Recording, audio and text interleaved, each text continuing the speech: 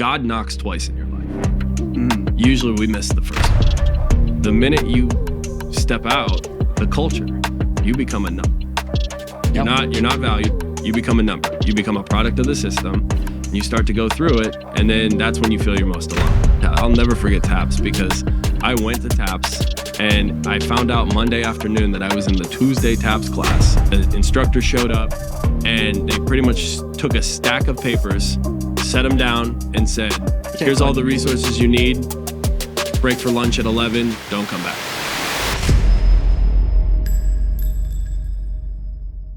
All right, welcome back to Therapy Was Full. I'm your host, Dustin Hayes, along with co-host Terrence Davis, who's super stoked that Dustin's actually back because Dustin was gone for so long that I had to run everything by myself and I felt super lonely.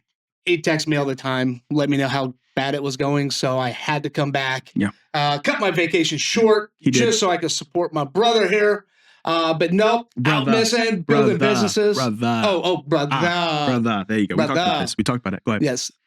Teeth. You have to show the brother. No, gotcha. It's not. Okay. Oh, no? Nope. No teeth? Okay. Nope, no teeth. Oh, man, we have an Please, exciting episode today. Who do we got there, Terrence? We're actually here with one of my boys. So you didn't actually meet him yet, all right? So you guys don't know this, but a number of the big initiatives that we host here in San Diego is probably one of the biggest hubs for all things veteran initiatives, everything. So when I got invited to attend an Armed Forces Division event, I was like, what the hell is this? I gotta go. Let's go check these guys out. And sure enough, I had the pleasure of meeting Chris Lorenz, right? Yeah, okay, boom. Absolutely. I want you guys to know, low-key, I did practice that like 30 times before I was like, I got to stall till I remember that it's Lorenz or Lorenz. But it's Lorenz, brother. Pleasure to meet you. Pleasure to have you on. Tell us about you, brother. What's going on? Appreciate it, yeah. Armed Forces Division, you know, this is a whole organization, right? We, to get into the weeds of it, prior service myself, 11 years Navy.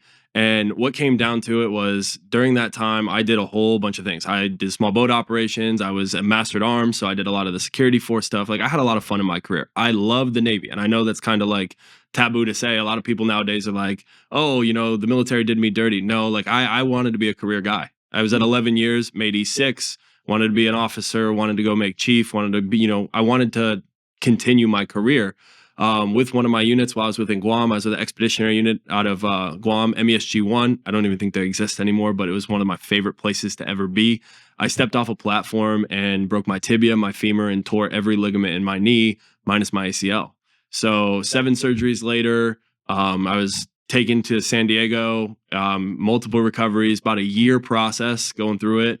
I was ended up medically retired. And when I got out, it was kind of one of those things where it was like, okay, what's next? Oh, we're going to talk about that. Oh, yeah. Stay right there. Pause right there, because that's what I'm talking about. He gave it to us. Go ahead. Yeah, man. So, one, thank you for your service. I mean, being medically retired, you're in a different pool of people. Oh, yeah. And, I'm also medically retired. So, the transition from medically retired. Just regular retired because I'm not broken. We're all broken. I am broken. We were broke when we joined. Yeah, we started broke. What we're talking about? Go ahead. Yeah. So so that transition, man, you just went right over it. So 11 years in the military, had a lot of fun, and you say the culture's changed? I would say the culture's changed. When did you get absolutely. out? So I officially medically retired January 1st of 25. No kidding. Recently. Yep. Recently, within the last 2 years. So yes. Oh wow, man, that's wild. Like a newborn baby over here. Yeah, I don't know. Well, it's a bald head. We're too. Hey. I almost kind of need born to be bred burped, civilian. Well, no, it's okay. So like one of the things we had somebody on, and I think some of the big things that we look to do on the podcast, and in understanding not only what GFI is, that's the main company of AFD. We'll get to them. The co-founding you did with AFD. What we typically find is a lot of times there's a reason why you guys lean or move in the direction you're moving. And like you're talking about just now, as you said it, that's why I was like, oh, yes, he's going to touch on it.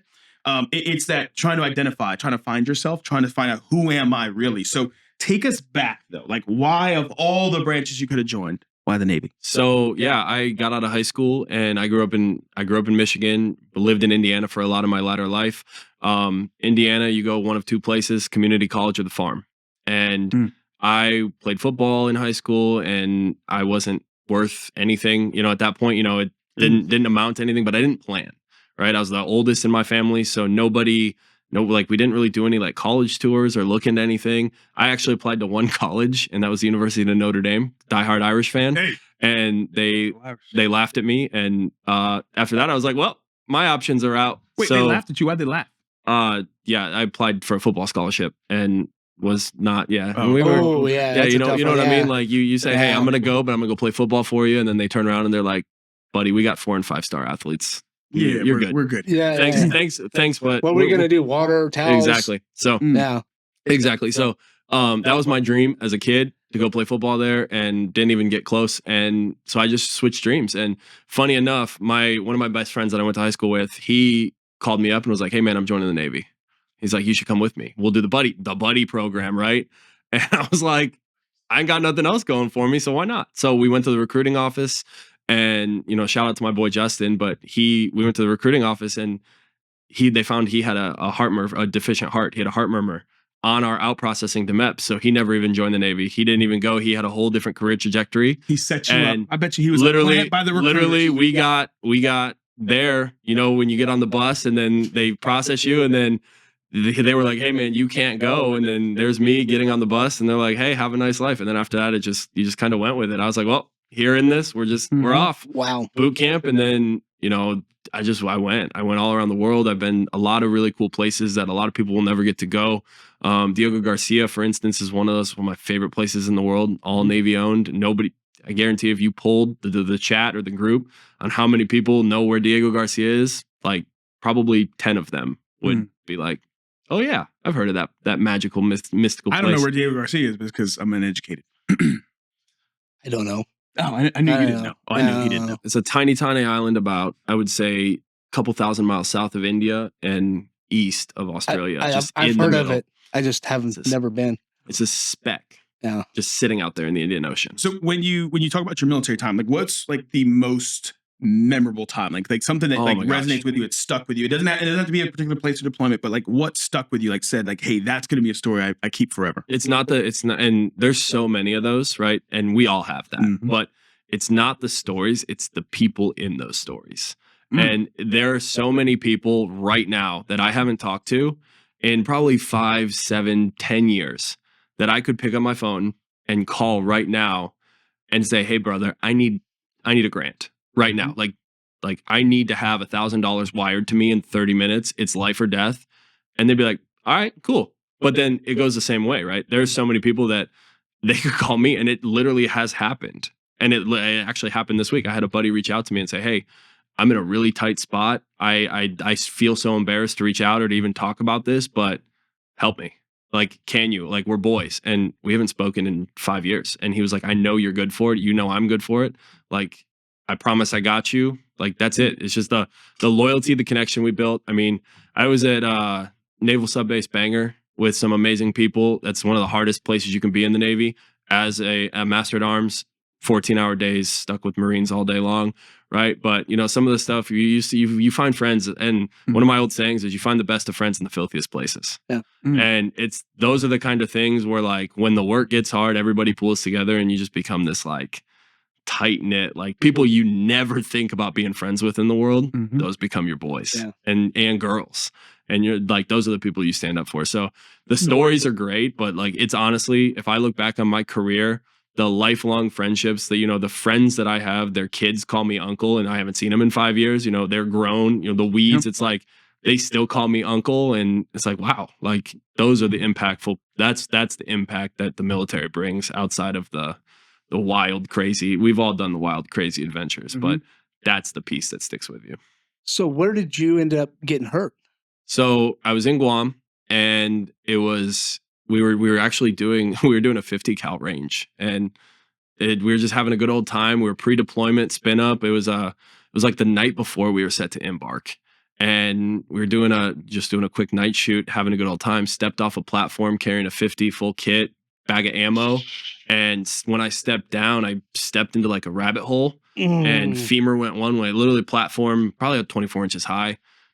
Femur went one way, body went the other. Hit the ground, and all I remember is one of my senior chiefs walked up behind me, and my leg was upside down and backwards like a flagpole, and I was face down, and it was, oh my God, and exported me to the hospital. Walked in, nurse walked in, pulled the blanket off and threw up, walked out. 10 minutes later, I was in surgery. Wow. That's wild, man. I mean, just one little misstep, and that's all it was, changed your whole career. Well, it opened my eyes to a lot of things, right? And that's where we can get into it. We're kind of talking about this offline, but the minute you step out the culture, you become a number.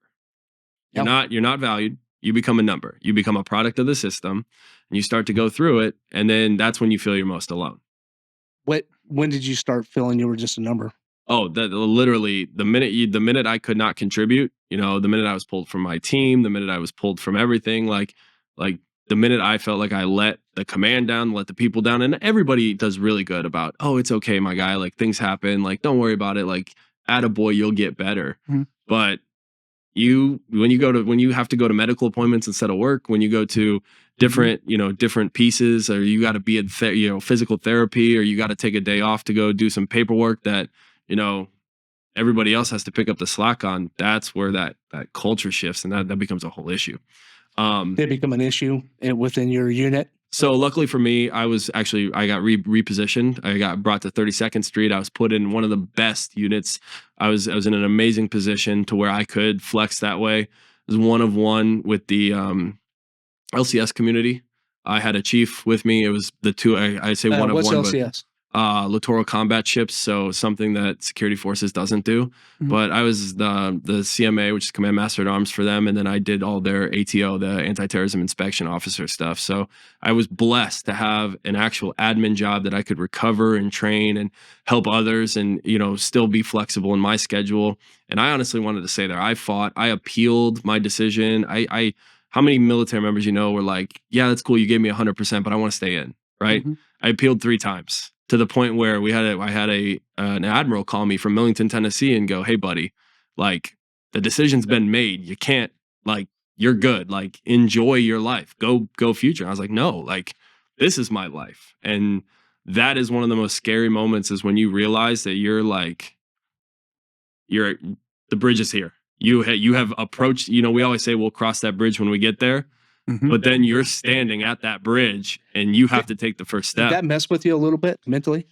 Not mentally. I was very, I think I was very grounded in it, and I did a lot of preparing. I had a lot of good people in my corner, and that was the best thing. Is relationship is everything with that. I had a lot of organizations step up to help. Right, I had a lot of community. There's a lot of people before me that were kind of coaching me through it, but I know that's a special case. And from what we do now, I know that is like 1 in a million. Yeah, big super time, special big case. time, because that's not the case for most people who get on. No, not at all. Wounded Warrior Battalion or. So I am a member of the Wounded Warrior Project. I'm a member of the Navy Wounded Warrior. I've actually competed. I'm a 2-time gold medalist at the DoD Warrior Games. I've competed in 2 rounds. So like I did the whole warrior experience as well.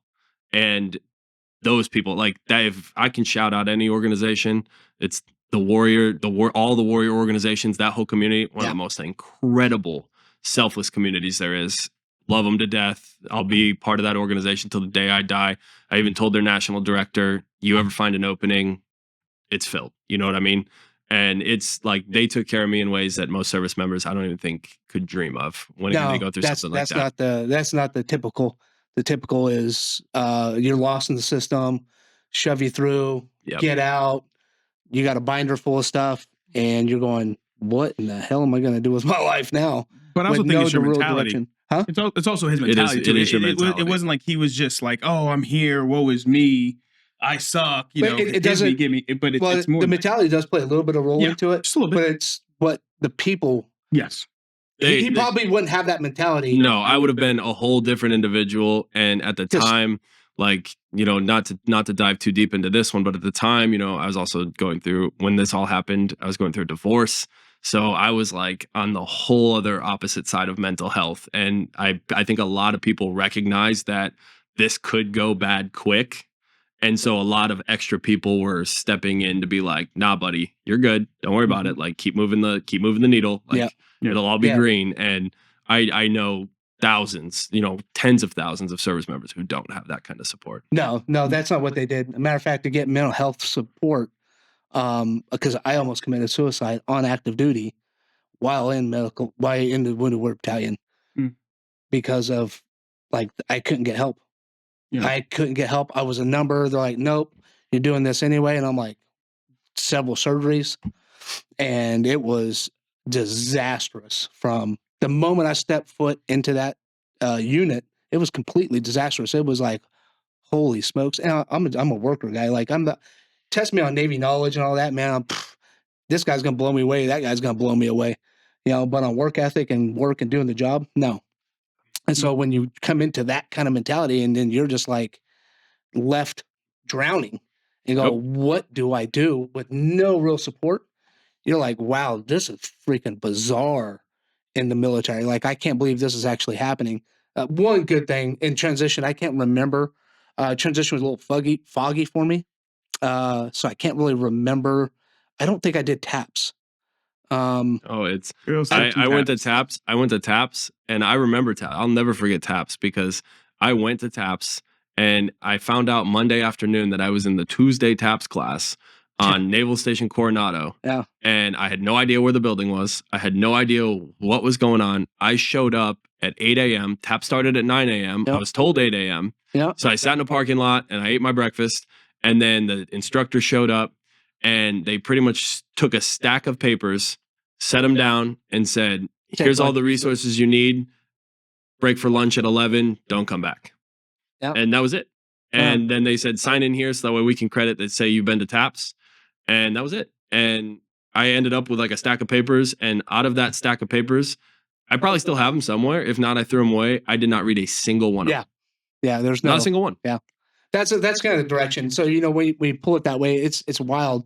The treatment that you get at different times. And I'm so happy to hear that you actually got this. Now, you said you did witness the other side of this with other people of us like, oh, absolutely, you're just a number, get out of here. Absolutely. Well, now what they do, and that's what I'm super excited. What I'm super excited about is not only to hear about that portion of the story, but now it makes absolute sense why you show up the way that you do for AFD and the members that you guys bring in through there. Because for you, there are more stories like yours where you're just a number. Hey, congratulations, you're getting out. Peace, see you later. And I know we'll get into AFD, but every member in AFD has a similar, and that's why that unit, that's why everybody is so like, you've seen it in person, like it is tight. I went and fought the med board too. Oh yeah, I did too. And they said, you're no longer an asset, you're a liability. Yep. And I was like, whoa. I was told the femur is a non-negotiable, that I would never qualify for a high-risk screening ever again, which means I'm non-deployable. I can't go back to any of my old units. I can't work on small boats, which was my entire career. And they said, you have zero use to us. Yep. Have a nice life. Yep. That's the ankle in the back and mental health. They're like, get out. Yep. Done.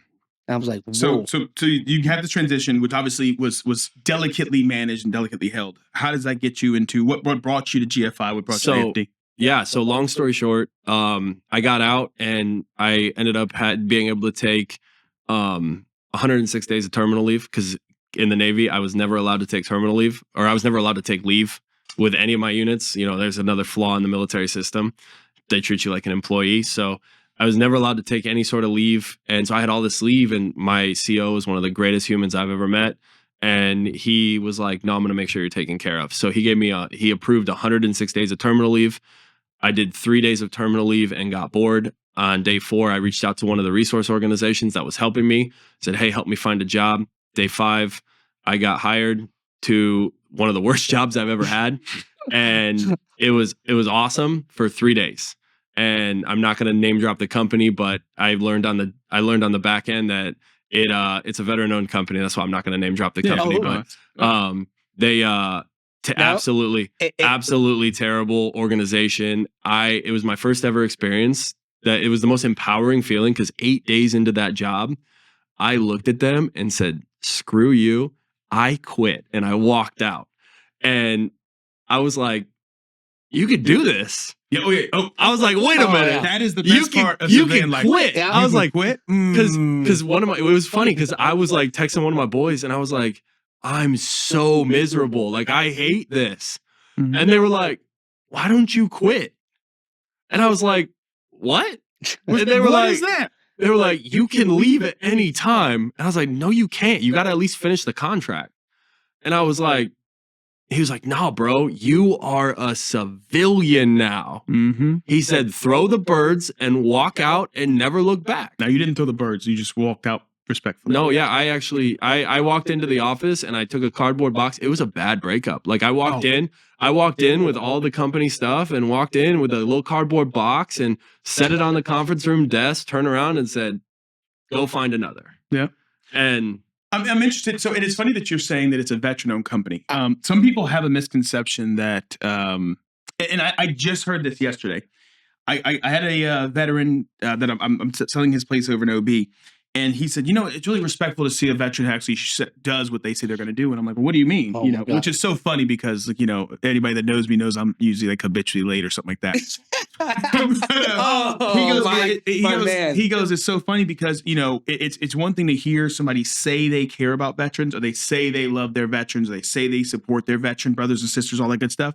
But how many of them steal from our brothers and sisters, use profit, take advantage of our brothers? Like, how many of us actually show up? And what I told him was, I was like, it's so crazy to me how many people will say they love us and they support us like after service, but then they don't do anything. I want to know who this organization is. I'll tell you offline. Yeah, we'll talk I'll tell you offline. We'll talk about I want to know. Not on the podcast. And it's what's funny is I just was awarded capital interest in a what's it called, where they do the giant lawsuits for how poorly they treat veterans. Like the state of California awarded me money for my 8 days of working there. Like, think about that. Somebody filed a suit and it turned into a class action injunction about how badly, and it was settled. And I received a check for the 8 days that I worked there about how poorly I was treated in those 8 days.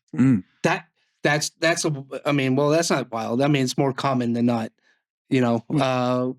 working for, I'm not saying working for vets, but I think a lot of veterans don't know how to be leaders. That's fair. You know what I mean? I don't think they really do. I'm not saying, because you can have somebody who was in for 2 years or 4 years and they didn't really go through a leadership role or class. And some people have more of a knack for it than others. There's different leadership styles, right? But creating a toxic environment and being veteran-owned, having a veteran-owned company, they don't quite understand the bucket that we're in. Yeah. If somebody has a bad experience with a veteran-owned company, it's not like any other group out there. You get blackballed. You are blackballed from the community, and that's why we take what we do at AFD so seriously and with such high standard and regard, right? And it's funny because, our partners, the one thing that one of our partners said, and it's somebody you guys actually had on a podcast the other day, Trevor with Marwalk, the mentality is hands up, not out, always. Always, always, always. And that is when you hold that standard, like, you will always do good. You will always do right because you always ask questions, give glory to God, the works versus trying to take from the veteran community. That's awesome. How'd you get into GFI? The Armed Forces Division. Well, after 8 days of hard work, you had to find another job. So, actually, funny enough. Hold on, I have to back this up a little bit. 8 days, I'm kind of like, 8 days, my man, like, you definitely aren't cut out to be a Marine. Yeah. I'm just. So I actually went government contractor. Yep. And right off the rip, I got a job working in the space that I did while I was in the Navy. Master at Arms. No. As a security or small boat operations intel analyst. But wait, in the Navy, you're Femur and you couldn't do those things. Guess what? On the government side, exactly. It was more on the intel side, but yeah, government plays by a different set of rules. It was an amazing career, but I was overstretched a little bit. I was traveling 2 weeks every month. I was in foreign countries. I want to say I did like 30, 35 countries in a year span. Oof. And I have a 5-year-old. And I'm a single dad trying to balance time there. It got really strenuous. And, part of me was, I loved what I did. You make $120,000 a year. It's hard to walk away from something like that. Of course. And it's one of those things that I love the company. I still mad respect for the organization, the corporation. They're an incredible unit. There was, obviously there was some cutbacks that happened with the Doge and stuff like that. And then I prayed for a blessing. Were you part of that or no? Unclear. I think I was, but I don't have definitives to tell me yes or no. It was kind of an interesting transition. But it wasn't a tumultuous breakup like that. No, it wasn't. You not didn't drop a cardboard box and say no, absolutely. It was peaceful and friendly, and I love the people that I used to work with. And guess what? They're all veterans because government contractors. So I prayed for an opportunity is all what happened. And it was, hey, I need something that can sustain my lifestyle. I need something that I can pour into others, because when you work for the government, you're really not getting fulfilled. There's nothing that's fulfilling you internally. And that's huge for me. Like, I'm a fulfillment person. So funny enough, guy reached out to me, veteran friend of mine reached out to me and said, hey man, I'm doing this finance thing. I want you to take a look at it. And I said, cool, like let's restructure. And he taught me more than I ever knew about finance in my career. He kind of approached me about it. And I said, cool, here's my 401k. Here's my TSP. Take it all. Put it into an account for me, structured it. Not to dive too deep in the weeds on the finance thing, but that actually set me up for success through my divorce process. What do you mean not dive too deep into it? We need to dive deep into that. I'm trying to dive. I don't have show me the money. Insurance is one of the greatest tools ever to be used. And that's part of what we did. I was going through the divorce process, and nothing's scarier than walking into court or hearing from your lawyer, hearing from a judge, hey, like your ex is asking for, X amount, way more than you're willing to give up. And I was like, okay, well, how do I do this? And then a judge or your lawyer going, well, I guess we're not far off. Imagine like 60% of your income to where you're living in San Diego, California, where it already costs you $6,000 to live. And then you're only making $9,000. So another $6,000 to pay to somebody else who you're going through a divorce process with, like, where are you going to get the money on a fixed salary? So it turned into one of those things where I restructured, I kind of put things together, and I was helped with a protected class asset using insurance, right? And we, the rules and the tax codes, it was all that was brought to light. I was taught, how to actually use my money, how to protect my money, how to grow and, just be better financially for myself, for my son, my family, and then, just protect myself. Because you never know when life's going to throw a curveball at you. And some of those curveballs are a lot deeper than others, but I essentially protected myself. And I was offered a position right off the rip. They said, hey, you understand the means to this? Like, we want you to be involved. I said no. And the one thing I learned through this company, I said no 3 times, actually. The one thing I learned through this company is God knocks twice in your life. Usually we miss the first one. It's the second one that people go, oh, I've heard this before. Maybe I should think about it. And you didn't answer the door for God the second time either. I didn't answer the door for God the second time. Luckily, God knocked a third time. Same opportunity. I was invited to a corporate event, and the gentleman that brought me in sat me between the CEO and the field chairman and pretty much let them do the work. And they said, hey man, are you gonna take this opportunity or what? Literally, that was a conversation. They were having a conversation between me about money that I couldn't even think about or had never even heard of before. And though they took a second to pause, recognize me and go, are you going to come join this conversation, or are you just going to like let the door close in your face? And I said, that's it.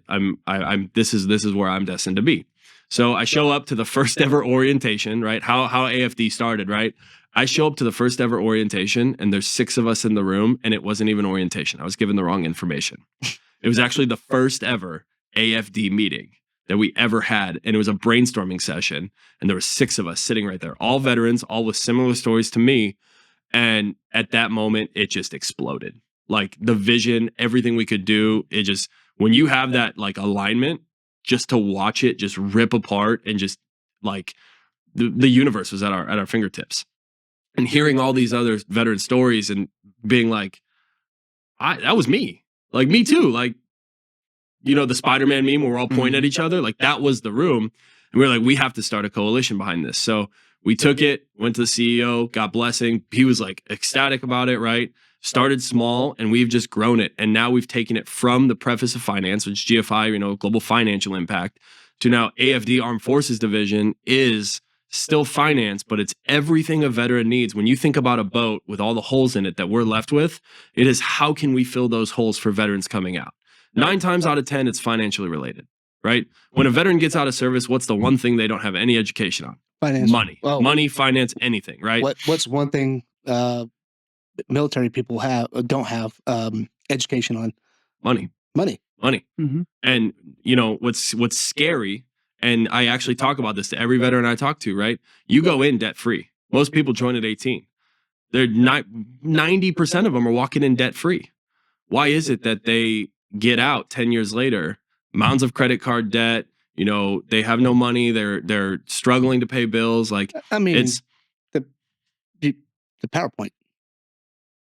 The PowerPoint. Oh, from the PowerPoint. What PowerPoint? You know, you saw PowerPoints, right? The once a year, you know, where the lady comes in and click. The PowerPoint. That's my PowerPoint. Okay, they're dropping knowledge. Yeah, hey guys, don't buy a car with 2,000% interest. That's my thing. Is like when we talk finance, and I say this to every veteran that comes into my office, and every veteran I sit down with, I say, hey, budget planning and debt management. And they go, oh, I don't need that. I say, okay, well, how many people do you know right now? Like, if you close your eyes and thought about this, and I usually give them 5 categories, right? E5 and below, living in the barracks, Scat Pack, Hellcat, or Ford Mustang GT, 39% interest rate, $900 car payment, hot dogs and ramen noodles from the 2nd to the 15th. We used to have a coalition called Broke 5 Broke. You know, came out that. Myself and 3 other Marines, we would pool our funds on that second weekend. Yeah, because the first paycheck weekend, we were ballers. Yeah, 400 at the bar, Ciroc. Yep. Second weekend, we were like, yo, okay, so Trevor's got the beer. All right, so Trevor's got the liquor. Hey, you're on soda duty. I got the pizzas. Snacks. I'll get 2 sets of pizza and pretzels snacks, and Doritos. All right, we're good. We got it. And then legit, every lunch and dinner, we would come together and eat. And we would eat together, and then we go separate ways, which is so stupid because we could have went to the fucking chow hall. We could have done, idiots. But we always had beer in the fridge. Always. But no, I never had beer in the fridge. I'm not a beer. Always had beer. I'd smear off. Yeah. But thank God for McDonald's. That makes sense. McDonald's. Oh my God, McDonald's menu, the dollar menu. Oh my God, McChicken, a McChicken, a McDouble. You get a large Diet Coke, and you could get, if you had 75 cents, you scrape it up in the ice cream cone too. Yeah. Well, I do think. I think we go to your original point. I think. Not even just the PowerPoint. I think the problem is, and I told somebody this, the reason why I think the military is where it's at as a culture with finances, with future value, education, all that stuff, is because the people that are in it don't see the value, which is why they're still in it. And that sounds a little crazy. I'm gonna challenge you on that because yes, but no. And I think that the people are in it are afraid to get out of it. No, that's what I'm saying. Yeah, exactly. They don't know how to. They don't know how to properly plan to get out of it. That's right there. That's it. That's it. It's because the military is amazing, and I love the military. I love my service. The military is absolutely, thank you to everybody who's served, has served, will serve in the future. But there will come a time where your ticket gets punched, whether it's by force, by retirement, or you just move on to bigger and better parts of life, or you get a job at Walmart. Hey, that was my first ever job. Don't stop it. First ever job, 16 years old, Walmart. Well, okay. Host. That's a crazy story in itself. That's a crazy story in itself. The day I quit, that was the first ever job I quit, and I will never, you want to talk about a story you'll never forget? I was 16 and a half years old, pushing carts at Walmart. I hated my life and told myself that I'll never work for anybody ever again, and I still did. But then you joined the military. The day I quit, then I joined the military, right? The day I quit, and I can't even make this up, there was this guy that walked in, and he was about 6'5", just huge, just big old boy, like bodybuilder big. And everybody, he was in sweatpants, and he would walk to the liquor aisle, and he would take bottles of vodka and put them in he had his ankles taped, and he would just fill his sweatpants with bottles of liquor and would walk right out of the store. Didn't pay for any of it. But this guy was like so mountainly big that nobody's going to approach him. Like, are you kidding me? So they'd just be like, hey, cart pusher, like, go handle that. And you can't do anything. Like, Walmart doesn't let you, like, do anything except, like, stand in their way. And I'm, like, 16. What am I going to do? Like, take this dude down or, like, anything? Or, like, be like, no, sir, please don't steal our liquor. You know? It's the guy from Austin Powers. Stop! Yeah. So I'll never forget this. This guy literally looked at me. I like went to approach, and this guy saw me coming, and he looked at me and he was like, "Don't even." And I was like, "But," and he grabbed a shopping cart and threw it at me. and the shopping cart hit me in the chest and just knocked me on my ass. Like, I don't know if you've ever been like it's one thing when you like push it into somebody's car, but when it is aerial and it catches you in the chest and you get knocked like 5 feet away, I got up and I walked to my manager's office and I was like, can I do anything about that? And they said, don't sue Walmart, please. And I was like, and so I was like, yeah, I can't. Oh, I would have been a multi-millionaire. Yeah. My brother would pray for something like that to happen. Oh, like, that's what happened to my I was like brother? 16 and they were like, yeah, don't sue Walmart. And I was like, I can't do this. So I like quit. And then that's when I kind of fizzled out and was like, what should I do? You know? And we figured it out after that, but I'll never forget that. That was like, I will never forget that. I wouldn't forget getting hit with a shopping cart by Godzilla either. Yeah. So to go back to what you said, I think that's the point. The truth is and we're on the same page with that. So we definitely both agree. I think one of the weirdest things for me as guys are getting ready to process out and are asking like, what's it like on the outside? What do careers look like? Is it really as scary as they say it is? Why do you talk to guys who never got out? Like, talk to people who got out. Like, talk to people who made it out. Don't talk to the guys that are still in. Yeah, like the guys that are still in are going to tell you the stories that kept them in. The grass is greener where you water. Where you water it. So then, same with the financials. The truth is, and I used to tell a lot of the kids this when I was recruiting. The truth is, I think the reason why we go into debt is because, to your point, I've never had money at 18. I've never had real consistent income. Whatever. So now I've got consistent income. Every 1st and 15th it's hitting. Every 1st and 15th. And every 1st I know I can fuck it off or I can mess around with the money. And then every 15th I know, gotta pay the bills. I could pay the bills on the 1st, right? And I survive to the 15th. And I get a re-up on the 15th. And I go, wait a minute. I'm chilling now. I'm going to chill. And then I'm going to spend all my money. And the 1st comes up, I pay all my bills. And the 15th comes up, I'm chilling. And it's a cycle that we get stuck in and nobody ever challenges it. And what are we buying with that extra money, right? Oh, we're trash, toys. Chains, watches, tattoos. Like look at it. Like, we just have money. I mean, I had 6 motorcycles before I made E6. I wrecked 3 of them. Like, why? Who kept giving this man a motorcycle permit? You know what I mean? Like, good God. Like, it was one of those things where it was like, what was I doing? His command hated him. They wanted him to die. Actually, I was a motorcycle safety officer. I would have been on you. I was too. Oh my!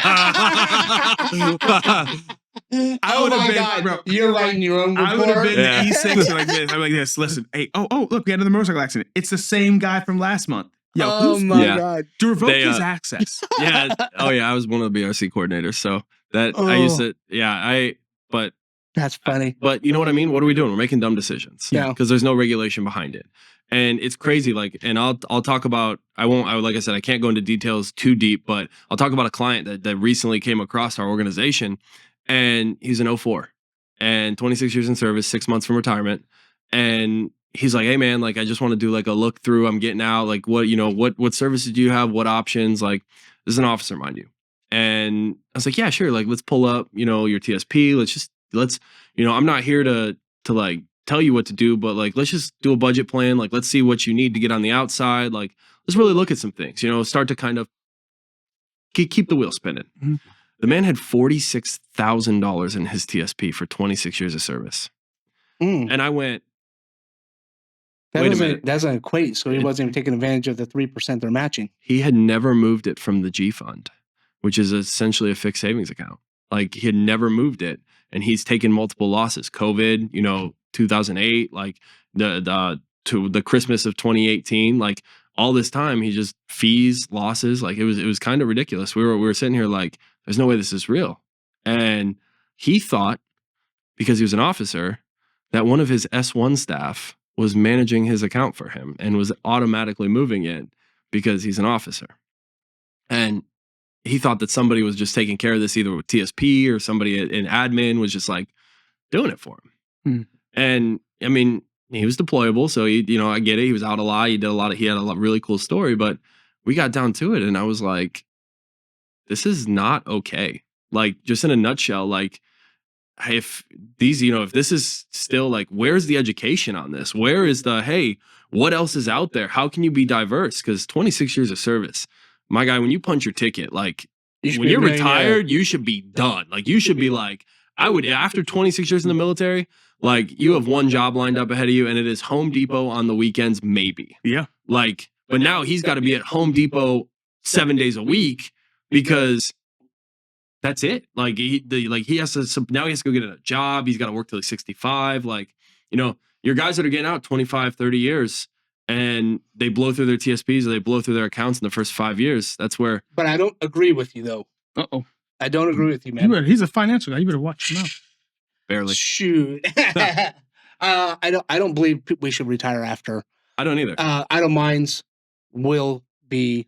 I believe you should have the opportunity. I think you can. I think you retire. I think it depends on what you like. What if you say if you're calling retirement like, oh, I just don't go to work anymore. I sit at my house. I just sit on my butt and I just do this. Yeah. Then yes, I agree with you. No. If I'm saying I don't have to go to work anymore, I can go golf. I can go golf. I have hobbies. I can go take care of my kids, my wife, my spouse. Those things. I believe in buying back your time. Ooh. Right. When you give 20 plus years, even if you give 10 plus years, 5 plus years, you gave up so much, right?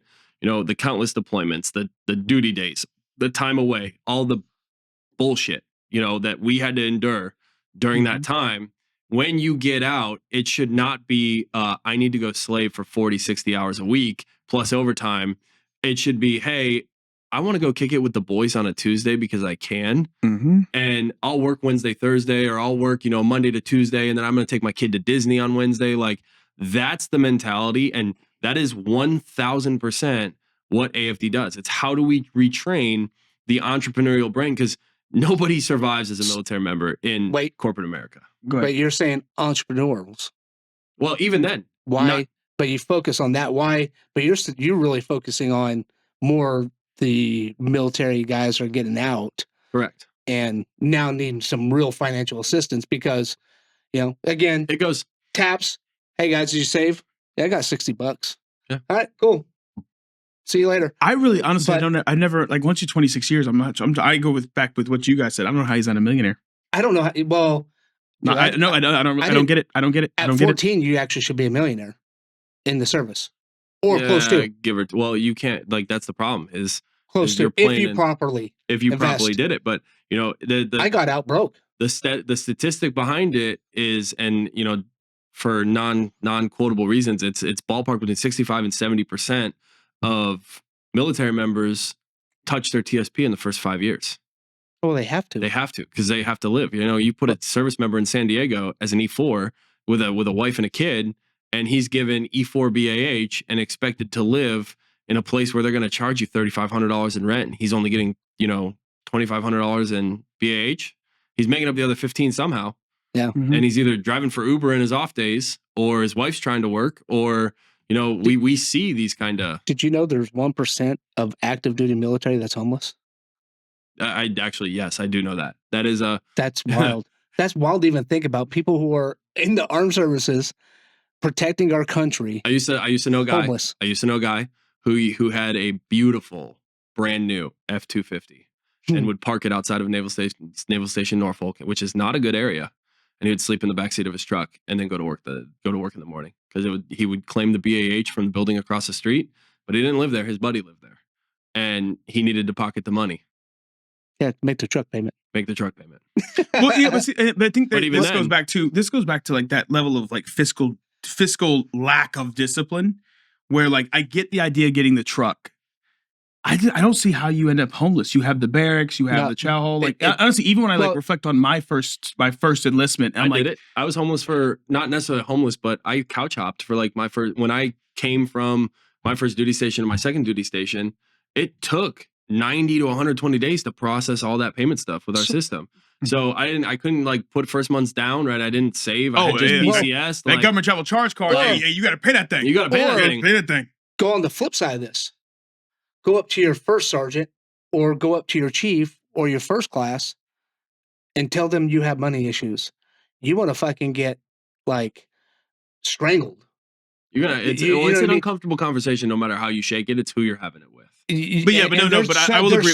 So Marine Corps side, leaders that can't. Marine side, if you roll up and you're saying, "Hey, first sergeant, I got a problem. I have some money issues. I can't pay my bills."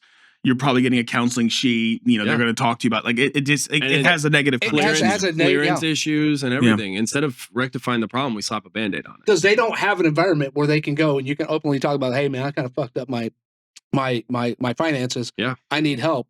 And then they just kind of live through it. And they're like, "Oh man, I'm getting out. Whoo, man, I barely escaped that." Well, guess what? Those habits didn't stop there. Yeah. So now drop the nuggets on how you're helping military men and women now gaining that financial freedom. So yeah, and like I said, it goes beyond finance, right? GFI is our financial piece. They support us fully. You know, the big thing with AFD is we want to be, and our strive and our vision is the largest veteran resources organization in the country. And why is that, right? Because there's 72,000 veteran organizations out there, and like 15 of them are doing anything. That's even, I think, a gracious number. Yeah, I know. So what we did is we start by identifying all the holes, right? Everything that's wrong with the veteran transition, with military members that are in, with guys that are out, right? I've helped service members, veterans as old as 70, 78 years old, right? Vietnam era guys who are missing disability or who have no, I have a story with a guy who 10% disability. We used one of our disability ratings connection guys. Charged him $150 and got him from 10% disability to like 70, 80% disability so he can get medical care for Vietnam era issues. Mm-hmm. They're potentially waiting on a back pay check of $250,000 for difference in service connection, like stuff like that. But, it's giving resources all the way across the board. Like I said earlier, hands up, not out. We don't take anything from our military members. We don't even, most cases, it's free to just have these consults. So, let's do a budget. Let's look on the financial side. Here's the other part of this, right? We have, multiple nonprofits on our organization.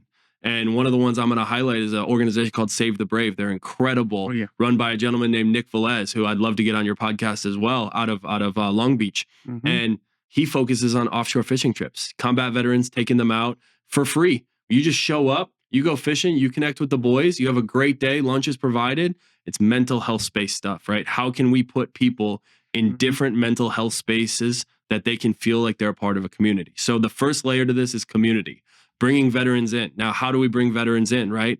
We connect with them. They can be a part of our organization. They can network. They can join us. They can just be there. They don't have to do any of the work. They can just be there. We can connect them with who we need to. We can look at their stuff, education benefits, legal services, disability rating stuff, you name it. And we're still finding more holes, right? Credit repair is one that we're targeting next. Like different things that veterans are struggling with that nobody's speaking about because everybody's like, there's somebody out there scamming me in this.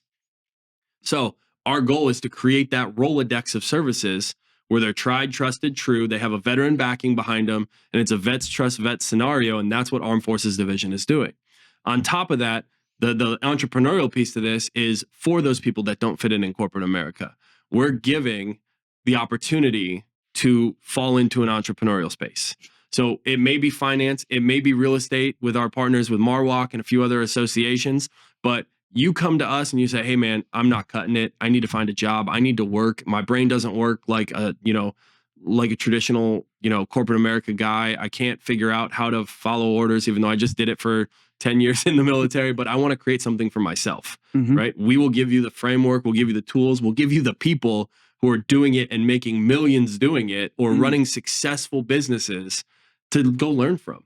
And they don't charge you a penny to do it. They're not going to sit here and be like, I'll give you my time for $5,000. I'm not going to charge you this course. I'm not going to charge you this seminar, right? And they're just going to say, hey man, I hear you want to learn about my industry. I'm multimillionaire in it. What can I do to help you? Or how can I teach you how to do what I'm doing? Here's the system, follow the steps. Let me know if you have any questions. I'll coach you along the way. And that's the total community we're building. And with that vision in itself, not everybody's going to be cut out for finances, right? Yeah. There are some people who finance is not their thing, right? Not everybody's going to be cut out for real estate, right? Lending's kind of crazy in my opinion. I love. You know what I mean? Like I love finances. We were two completely different hats, but we do the same thing. If a veteran came to me and says, I want to be a real estate lender today, guess what? I'm just going to be like, yo, I got this guy. He runs a dope podcast. He's a co-host. Like, Well, he's a realtor, but for all your real estate needs, not mortgage lending needs yet. Don't tell anybody yet. Same. Small plug. Oh, I'm not. You know what I mean? I might have been working some things. It's creating that network resource, to where they can just come in and be like, I don't know where to go. And be like, all right, what are your interests? Actually, like, and the last piece I'll leave it with is the give a shit factor. Like, you go to one of these other organizations and you go to all these like little like oh yeah, let me help you transition. You're, once again, back to the thing we've kind of full circled. You're a number in a system. You walk into us and it's like, what's your name? What's your goals? What's your future look like? What do you want your future look like? Hey man, I got a guy who's got a guy who's got a guy. I'm going to hand walk you through all those pieces, and then I'm going to touch base with you in 6 months to make sure you're succeeding. Wow. And that's, I think, the thing I've noticed from attending the AFD event. I went to one of their events you guys had here in Mission Valley. I look forward to going to the one you guys have at the end of the month over in Oceanside. I told you I was going to invite you. I told him to invite you to the next one. So ironically enough, I love what you're doing. I don't think he can pass the background check. He definitely would not. But ironically enough, it's to your point, it's the give a shit factor. 1000%. So when I talk to people about like the Veteran Business Alliance and how I'm looking to connect with veteran business owners and how I want to see ways we can integrate and connect each other and how we can all move and work together. As soon as I attended the event, I had the pleasure of meeting Trevor at that event at AFD and meeting him from Marwick. And he said the same thing. And I always roll into things with this air of like, fuck, it's another veteran. Like, I've heard them say this shit, but like, is he going to show up? Exactly. Showed up. I saw what you guys are talking about. I love the energy. And I said, you guys don't have any daggone coffee. And I said, hey, bro, I called him. I said, hey, I don't know who's in charge. We need to get you in touch with somebody from AFD. They needed to have coffee there. Why wasn't Red, White, and Badass Brew the #1 coffee supplier and all of a sudden? I'm just kidding. Yeah, I love doing that. But I love the ability. It's the give a shit factor. It's the taking of, not only do I understand what you've gone through, I know what you're trying to do, and I have the resource to help you. All you got to do is just say, hey, I need help. Exactly. That's it. And that's really the bet. Yep. I just hired a guy literally this morning. Or yesterday morning, excuse me. He literally hired a guy yesterday morning. He was a friend of a friend of a friend referral. And the guy gave me his number. Then that guy gave me another number. And then that guy gave me another number. And he said, hey, I need you to call this guy. And I called him and he goes, man, I've been out for 3 years. I work in wind. I'm a technician. I climb those ugly wind towers that we see all over. And he's like, I have not seen my kids in 4 months. He said, I will do anything to go home to my kids. And I said, I feel you. You know what I mean? I said, I don't need to know your background. I don't need to know what you bring to the table. I said, I can teach anybody numbers and money. Finance, insurance, it's easy. You just got to follow a system. I said, let's figure this out. I said, give me 6 months. Let's make you 40, 50 grand. I want you to not be in this position. I want you to go home to your wife, your kids. I want you to succeed. Like, you shouldn't have to go from the Marine Corps to then deployment to a wind farm to where you're gone for 3 to 6 months. Like that. I get it. That's what you're used to, but that's not the American dream anymore. Like the American dream is buying back your time to spend with your family, your kids, making a difference in your communities, right? Impacting the next round of them because more people get out every day. Oh yeah, and 100%. There's not enough people picking up the difference. So, I mean, maybe because I think a little bit differently, but are you saying there's a shortcut to becoming a millionaire that you don't have to grind? No, to the 60 to 80 hours a week. Grind. You have to grind, my guy. Like that's the hardest. I'm agree with him. Yes, hit him with the grind, and then I'm gonna agree with him. The answer, I'm gonna devil's advocate, which I know the devil doesn't always need an advocate. Yes, there is a shortcut. How? I'll tell you. Okay, so I'll let you take this. This is your world. My name is Terrence Davis. I'm here, and I want to be a multimillionaire, and I want to sell coffee. I don't really know anybody that's in the coffee business. I don't really have any resources in the coffee business. I don't even really know how to brew coffee or make coffee, but I'm going to go be a millionaire in making coffee. Oh, snap. Hey, your name's Dustin Hayes, right? Yeah. Hey, haven't you built a successful coffee company? Yeah. Hey, I'm just starting out day one. I want to skip all the basic mistakes I'm going to make the first 3 to 5 years. What do I do next? Well, you're not going to listen to what I have to say. First off, I will, by the way, unless it says don't do it. The point is, I think the shortcut to becoming not necessarily a millionaire, but like the shortcut to financial freedom and the shortcut to success is the people who are volunteering their resources and their knowledge. Exactly. Yes, I agree with that. And we can cut that short. However, the process is there for a reason. Because you're not gonna. I'm not gonna cut short the time that you're gonna put into it. No. I have worked harder doing what I do in the veteran community than I have in any other job. But the difference is my cup is 10 times more full doing it to where it doesn't feel like work to me, and that is worth $1 million in itself. I agree. I agree. Not only was I able to buy back my time, but I'm able to take care of everybody that there is, in my circles, even in my circles, everyone points it to me and goes, hey, you're a veteran. You need to go talk to Chris. I have talked to several people who want to start a coffee business. I was like, listen, now for vets, I do something different, but for other people, I charge a fee. Nobody's taking me up on the offer because they're afraid to put the work in. Yep, that's it. Everybody who said I wanted to do it, I'm like, great. I want to teach you something first and then see if you want to do it. It's a value proposition. Yeah, exactly what and now they're like, whoa. Wait a minute. Time for money. I can agree. And I think what we're really saying is I know for a fact you guys see this, because not every veteran that comes, I imagine, that comes to GFI or comes to AFD is that veteran's like, I'm going to hit the ground running. I'm going to work so hard.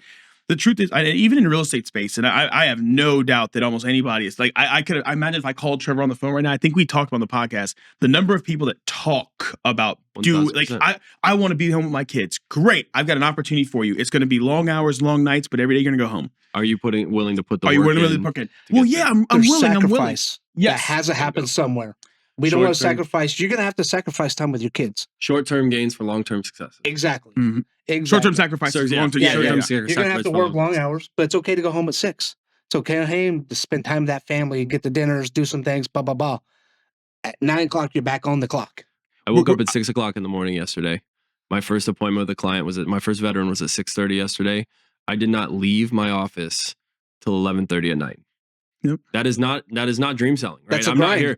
That is a grind. I was on back-to-backs. I had a pre-served meal for lunch and a piece of toast for dinner, and 2 energy drinks and 3 cups of coffee through my day, plus a gallon of water. Like, we're going to talk about we're going to talk about the commission package over at AFD. I mean, we got to figure out why they give this man more than a piece of toast. I have Uber Eats for him. That's the thing. It's not. But no, you're so focused on the grind. You walk in, you grab a piece of toast, and you call it good. And the truth is, I think this is into the ADHD world, they call it hyper focus. They say that's one of the superpowers of us ADHD folk. It's when you find something you're interested in, you hyper focus, and not even food.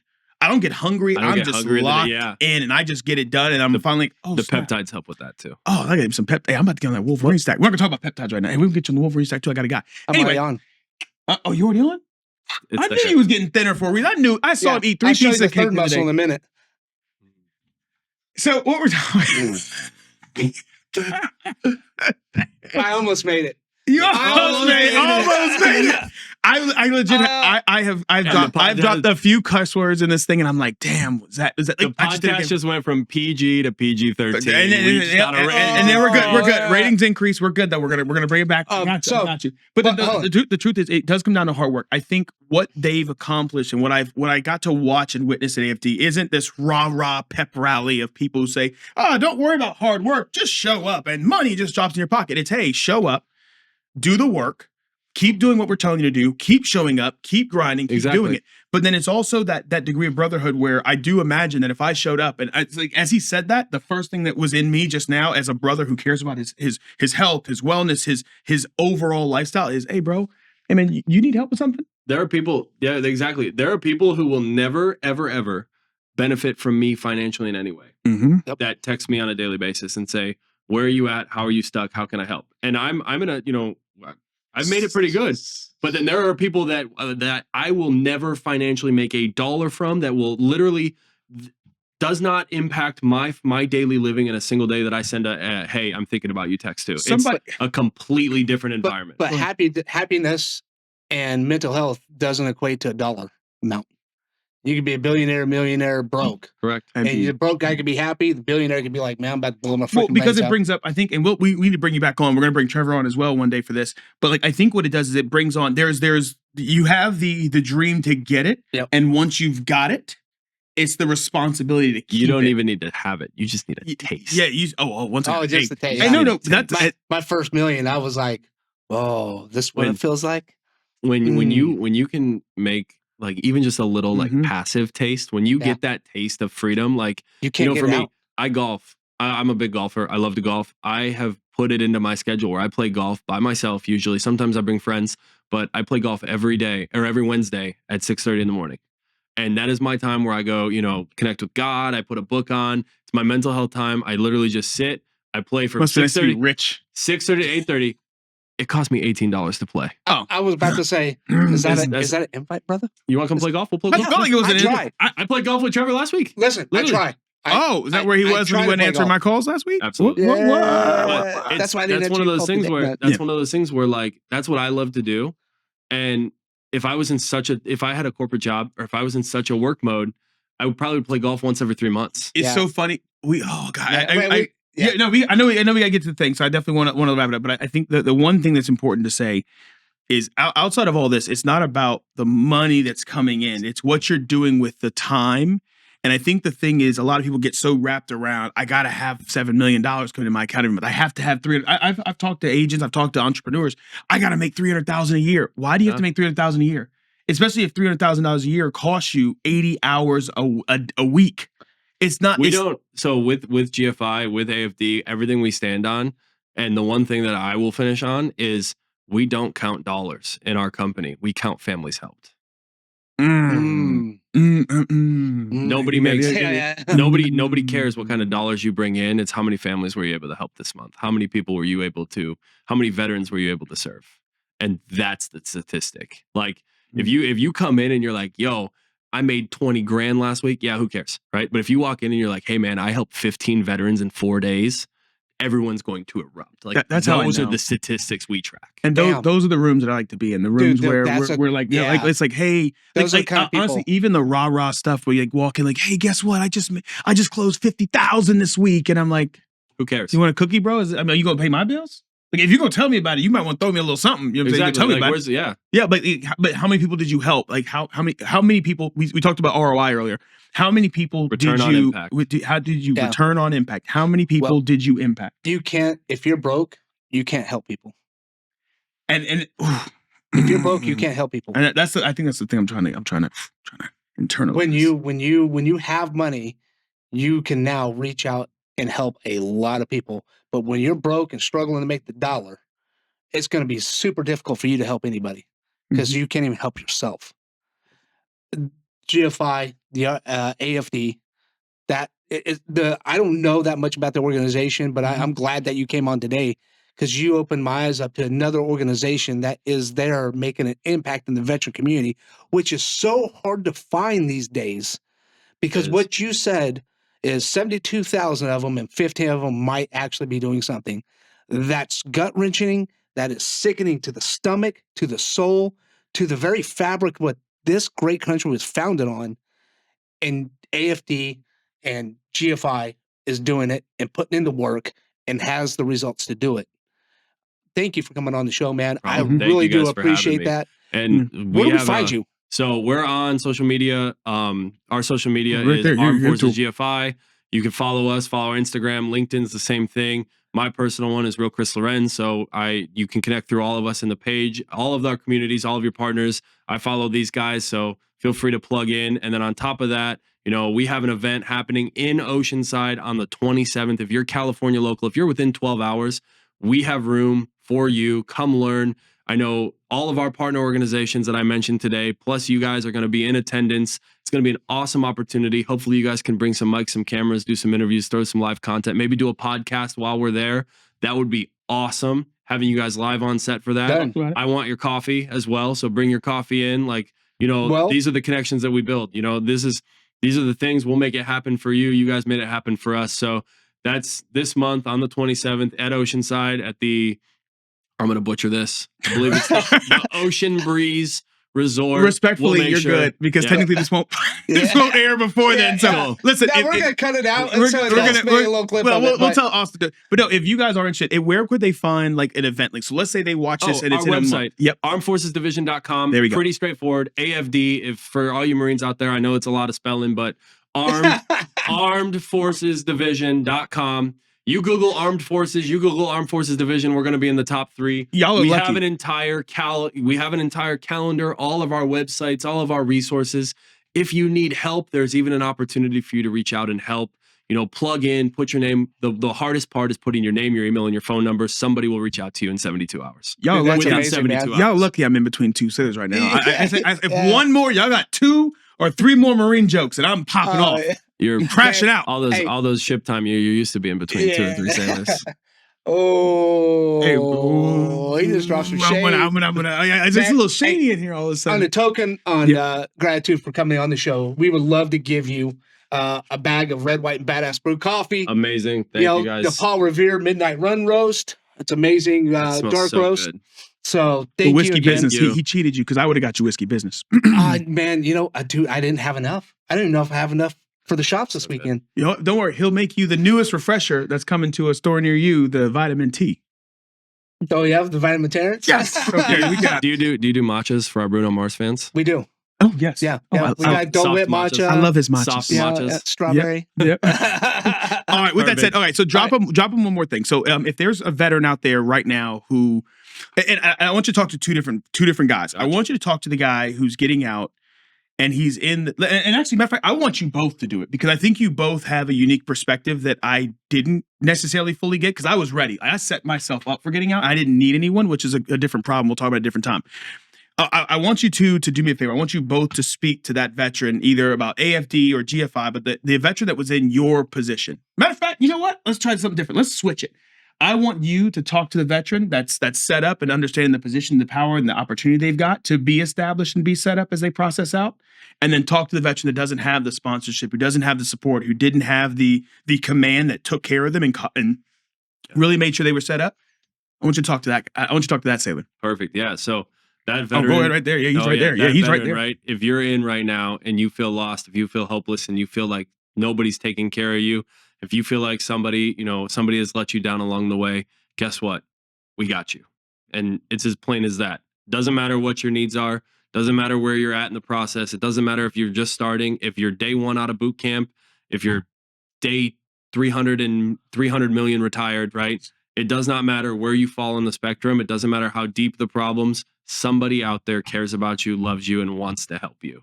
And through our organization, through what we have, the goal is to bring you in. The goal is to hear you out. The goal is to start to put that pieces, right? The one thing I always say is every veteran is a 1,000-piece puzzle, right? We're broken into one through all of our service. We get cracked into all these tiny little pieces. We like to flip it on the table, sit there, and we start putting those pieces back in order to the point where we have a picture again. And we can start to see how that picture fulfills and how we can continue that picture until it's full and complete and get you in a position now where that picture of you is excelling in this world. Well, that's a great way to close it out. Yeah. So if you got the right treatment when you're getting medically retired or getting separated, make sure you're passing that along to the other ones. Go to the Wounded Warrior Battalion, go to the medical hold units and pass this information along. Don't harvest the information, release that information out, because chances are you're going to help a lot more veterans along the way, and you're going to be set up in a way different light, way different position than most veterans getting out or most military getting out. So don't harbor the information, release that information, get people, be part of those units that aren't getting treated the right. If people aren't getting treated right, say something, stand up, do something. Our time is short anyway, and we get a short time syndrome. We get the short timer syndrome where we're just focusing on us and we lose the picture of everybody else. And there's so many more people that can be helped. So we want to be that leader in that role so other people don't get messed up. Other people who might get medically separated when they should get medically retired. You could be that voice. You could be that change, and you could be the reason why you save somebody when they're out and they're falling flat on their face. So be the change, be the difference, and be that voice.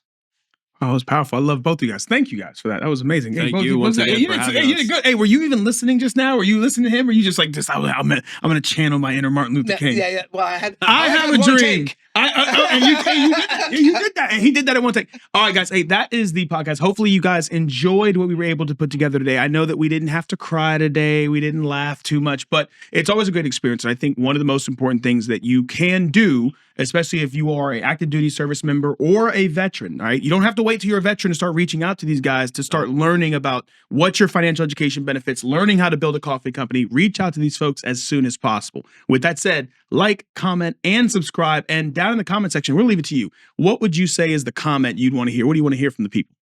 Honestly, the best thing that you can say is, hey, I know a guy. I know a guy. Okay. And then refer, right? refer our website. That's how this world works, right? And on the financial piece, the one thing I didn't get to say is, if you want to be successful, to touch on your point, there's 2 ways to become a millionaire in this world. Figure out how to make money while you're sleeping, and networking. And that in the veteran space as well, refer a guy, right? It may not be you, but you definitely know somebody who could use your help, or who could use our help, or wants to become a coffee snob, or wants to do, wants to do all the different things that are out there. So that's fucked up. You a host, you coffee snob. So with that said, and I love that challenge. Hey, so with that said, I want you to take this video. If you see this video, if you see any of our content, it resonates with you, or resonates with somebody that you know that needs to hear this message, or any of the messages you guys hear on the Therapy Was Full podcast, or even our Instagram, share this info. Either tag them in the comment section, because we do engage with you in the audience, or send it to them directly so they can get the information they need. There are tons of resources and tons of people that actually care and actually will show up. So don't be alone. And drop that comment, I know someone. And we'll reach out to them. That's it. Well, tag them. If you tag them, we'll know. But if they don't tag them, we can't reach out to them. Well, we'll drop it to the How are you comment. going to hunt them down? In the comment, man. You just go reply or hit a DM. My DMs are open. Yeah, my DMs are open. Our company's DMs are open. Everybody's DMs are open. If you want to drop it anonymously, fire away. Drop it, baby. All right, guys. Appreciate you. Thank you.